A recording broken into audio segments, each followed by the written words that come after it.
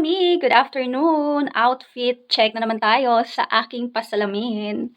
Ito palang damit ko is galing siya sa ukay. Yes, kasi nga mahilig ako sa ukay.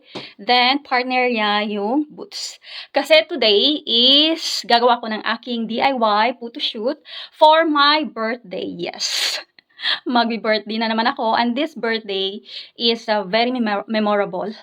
Kasi nga, 'di ba, meron akong my best ever gift sa aking buhay, and this is my 31st birthday. Yes. Mawawala na po ako sa kalendaryo, and I'm so grateful and blessed kasi binigyan niya ako ng super ganda na regalo ni Lord.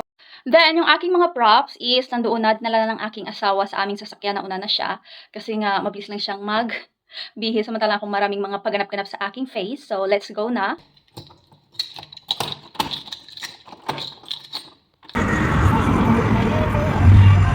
Tingnan nyo naman yung napakagandang view sa daan. Supposed to be dapat doon ako sa may park. Kaso nga, ang dami-dami talagang tao. Din dito sa city namin kasi, napagkakamalan akong kinesa or Chinese. So sabi ng asawa ko sa Padori na lang talaga kami pupunta for my DIY pictures.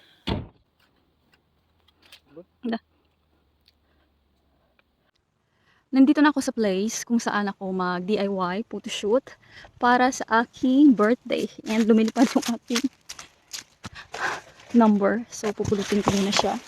And yung kagandahan dito is walang masyadong tao. Lumilipad kasi ko. So, whatever it takes sa aking pagpuputoshoot is magagawa ko. And ito yung aking pabaloon. O, diba? So, magsa-start na ako.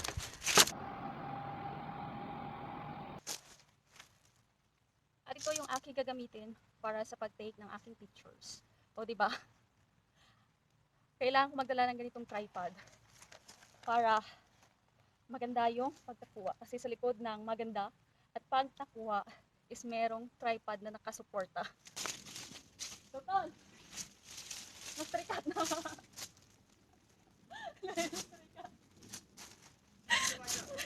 Ah! No, ipon itong pakwan. Unta kupak. Dali. Da, ipon yung trunk. Unta kupak. Da, petro kupak. Mga mi, hindi na talaga kinaya ng number 3. Yung aking mga galawan, nag-focus na siya. So, ihahang ko na lang siya para magamit ko siya dito sa ating pictorial na.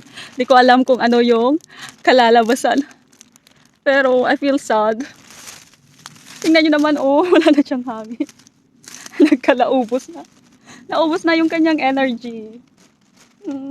Lasa. At yan nga, sinisimulan ko na yung aking photoshoot. Gustong gusto ko dito kasi nga super tahimik. Kaso nga lang, yung gubat dito sa amin is hindi siya kasing ganda ng ibang gubat dito sa Romania. Pero okay na rin kasi nga walang magdidisturbo. Yung bana ko naman is very supportive talaga yan sa mga ganitong ganap. Ang problema lang is ayaw ko siyang mag-photoshoot sa akin or kumuha ng mga litrato ko kasi nga napapangitan ako ng kanyang kuha. So sabi ko sa kanya, I will bring this tripod para hindi ka na mahirapan and hintayin mo na lang ako sa ating sasakyan.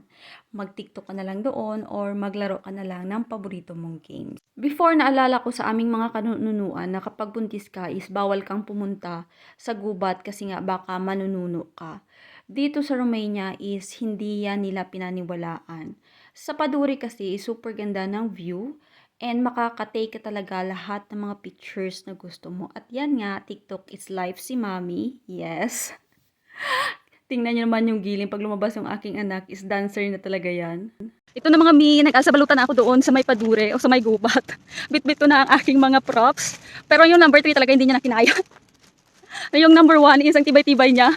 Tapos yung aking tripod is hindi na rin niya kinaya.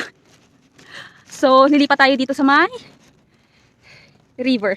Dito ako kuha ng aking another na video. But before that, kailangan kong maghanap ng magandang spot. Pagod na talaga ako niyan mga mi, pero laban Japan pa rin tayo in this side.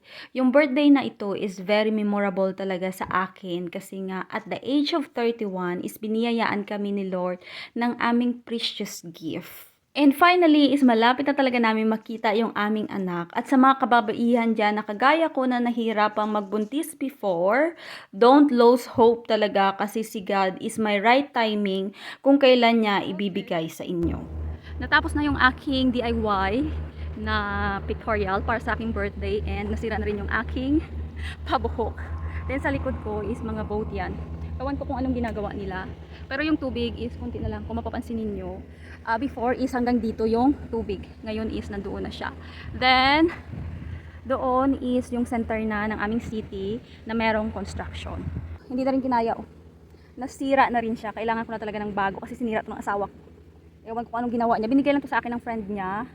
And sinira niya. So, sorry na lang talaga dito sa aking tripod.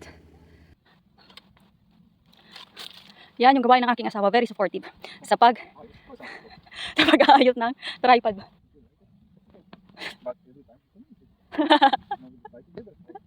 Lustrik ka tingin sa tul.